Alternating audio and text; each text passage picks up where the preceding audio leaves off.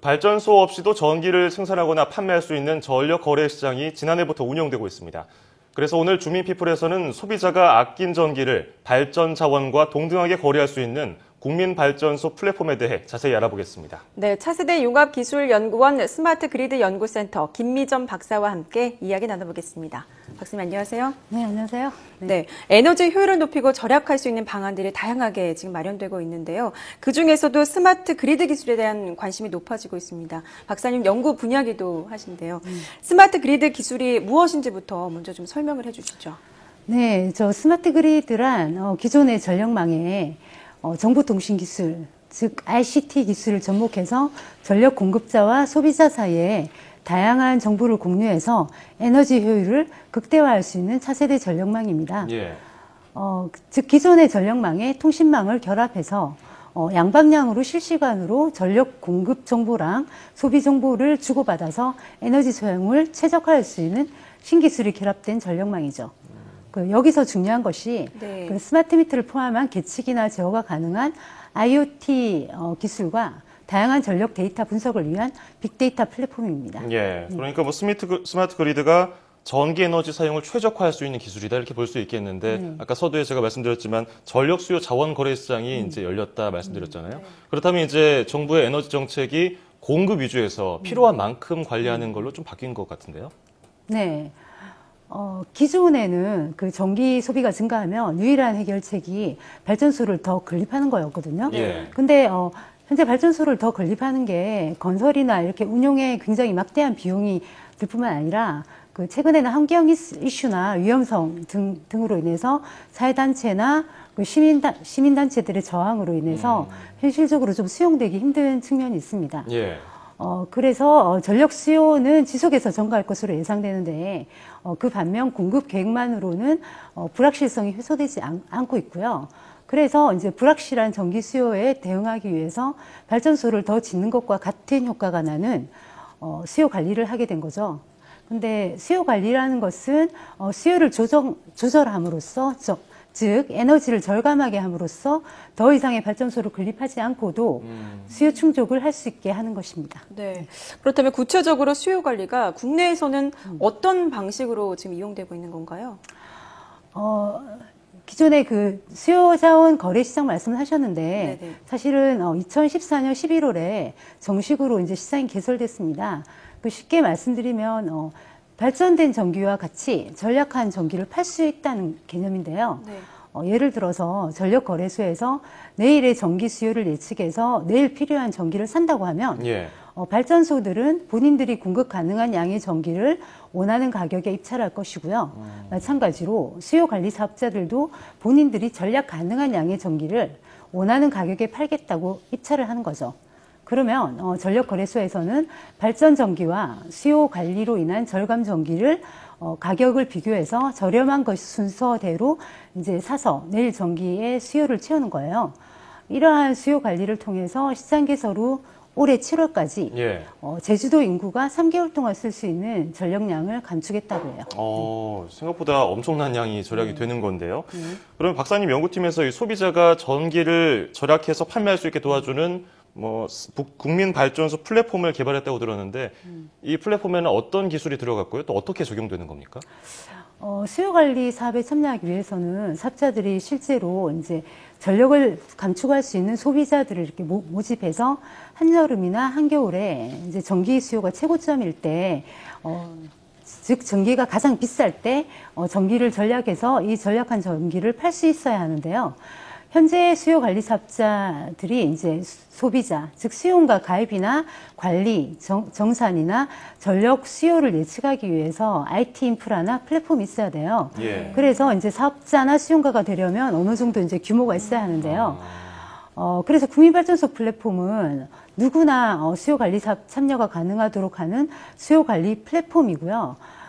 즉 누구나 국민발전소 플랫폼의 계정을 생성해서 자체 IT 인프라가 없어도 사업이 가능한 것이죠. 그래서 미래 전력 수요를 예측하거나 수용가들의 소비 행태 등을 파악하고 제어하기 위해서 IoT 기술과 빅데이터 분석 플랫폼 기술이 핵심 기술로 사용되었습니다.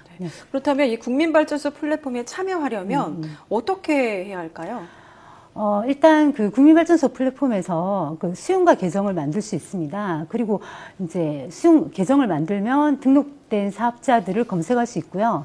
그리고 사업자 중에서 가장 본인이 적합한 사업자를 선택해서 플랫폼 상에서 가입 신청서를 내고, 그 다음에 본인이 전략할 수 있다는 가능성을 보여주는 일종의 시험 같은 게 있어요. 네. 그 시험을 통과하면 그 특정 사업자에서 등록돼서 사업자가 필요할 때 에너지를 전략하고 그 전략된 에너지만큼 정산하여 돈으로 돌려받을 수 있죠.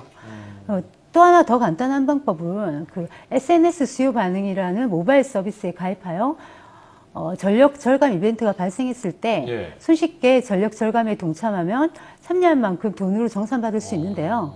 SNS 수요 반응은 국민발전소의 국민 참여형 소셜 네트워크 기반 수요 반응 서비스로 위치에 기반한 모바일 서비스예요. 지금 화면에 나오는 저 인터넷 사이트가 국민발전소 플랫폼 예, 사이트인 저 건가요? 사이트는 포탈입니다. 네, 국민발전소 포탈이고 홍보를 하고 있는 그런 네. 사이트고요. 네.